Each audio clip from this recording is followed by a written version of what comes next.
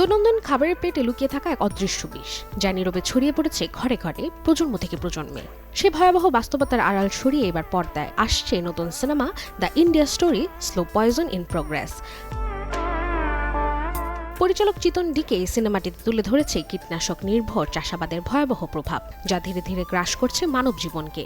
টিজারে উঠে এসেছে এমন এক সমাজের প্রতিচ্ছবি যেখানে প্রতিদিনের খাবারের সঙ্গে মিশে যাচ্ছে অজান্তেই বিষ, আর তার নির্মম পরিণতি ভোগ করতে হচ্ছে সাধারণ মানুষকে। ছবির কেন্দ্রীয় চরিত্রে দেখা যাবে কাজল আগরওয়াল ও শ্রেয়াস তোলপাড়কে। কাহিনীর আবেগঘন পরত অনুযায়ী কাজল আগরওয়াল অভিনয় করেছেন এক আইনজীবী চরিত্রে, যিনি ন্যায় বিচারের দাবিতে দাঁড়ান এক শোকাহত বাবার পাশে। এ বাবার চরিত্রে রয়েছেন শ্রেয়াস তালপাড়, যার মেয়ে মৃত্যু ঘটে ক্যান্সারের মতো মরণ ব্যাধিতে, যার নেপথ্যে রয়েছে কীটনাশক দূষিত খাদ্যচক্রের করুণ বাস্তবতা। জানা গেছে আসছে 24 জুলাই জিও স্টুডিওজের ব্যানারে বিশ্বব্যাপী প্রেক্ষাগৃহে মুক্তি পাবে cinema the India story slow poison in progress. Desk report, channel 24।